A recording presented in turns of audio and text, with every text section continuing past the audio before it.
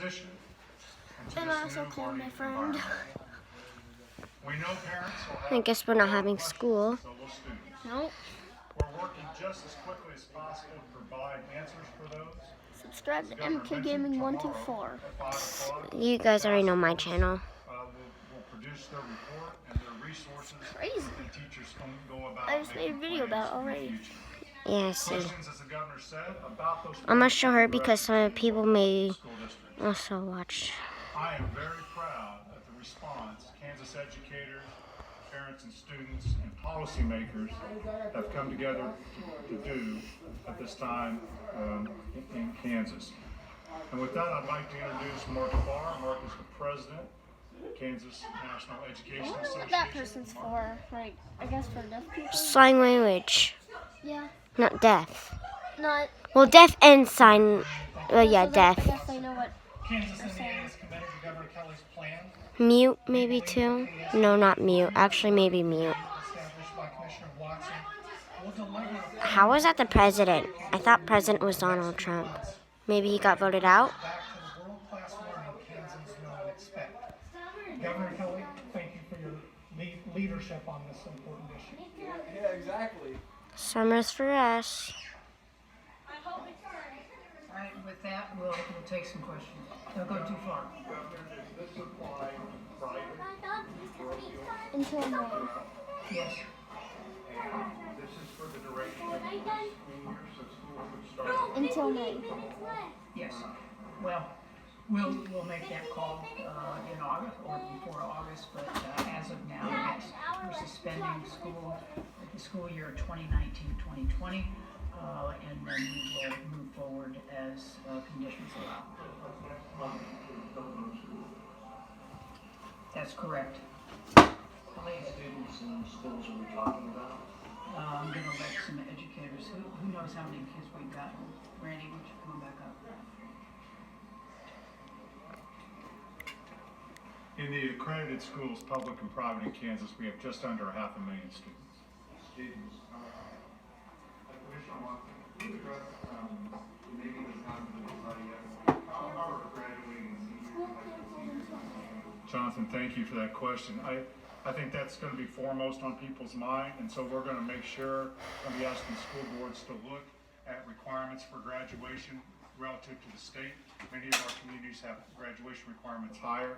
They're going to examine that, but I think our first attention will be to make sure that those students graduate on time. When you do all this stuff online or at home, do you need as many teachers? Well, I think we're going to wait to see the plan that puts forth tomorrow. It'll be a combination plan of small group instruction, some online instruction, some maybe some different ways of looking at education. But I think we certainly will need every educator in order to do this work. And adult NEA things?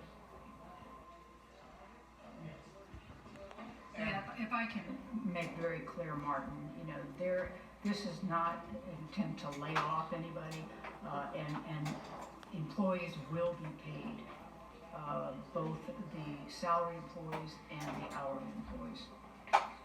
What do you know about, school lunches, obviously for, children in poverty, that's a major issue.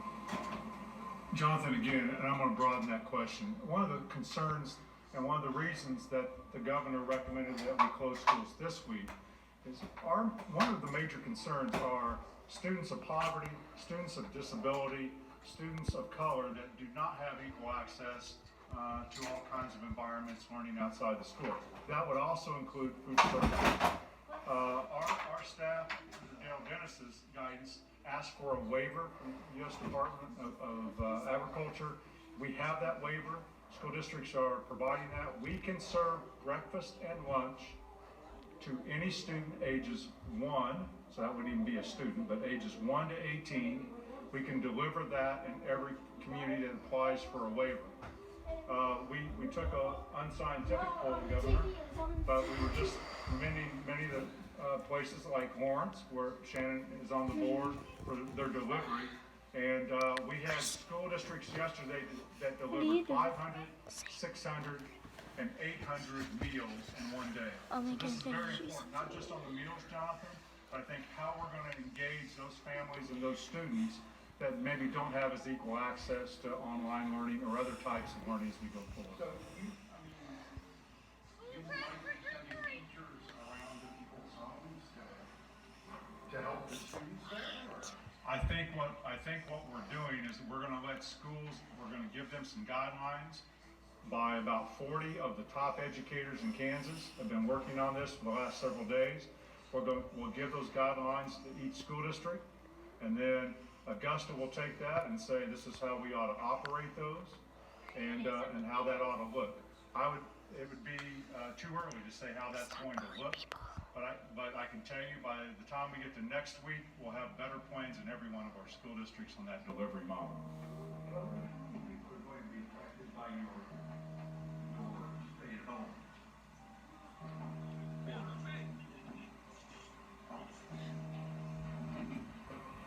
have any idea how many students we're talking about? How many state employees, D'Angelo, you're here, why don't you take state employee questions? And do they have to stay home, or just, do they play golf? Shut up, Luther. So we have close to 18,000 state employees across the state. And so the idea here is following the guidelines of social distancing and staying in small groups.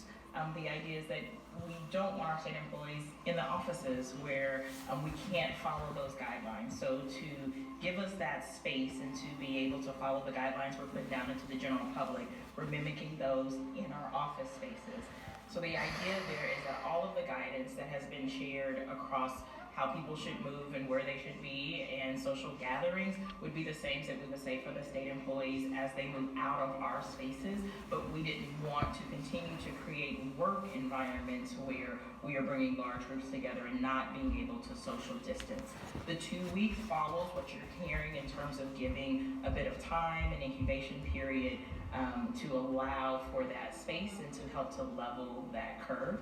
It also gives us the ability to do a little bit more planning and to do some deep cleaning as well.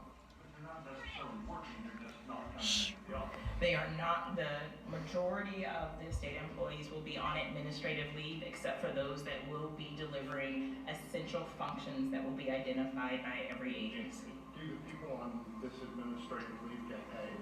They do. All state employees will be paid. So, I don't mean to be a little cranky here, but if I'm a taxpayer, why should I be paying people for not working? Yeah, the reality, John, is that we will be paying these people one way or the other. We can either pay them their salary or they'll be on unemployment, and we'll use those taxpayer dollars to provide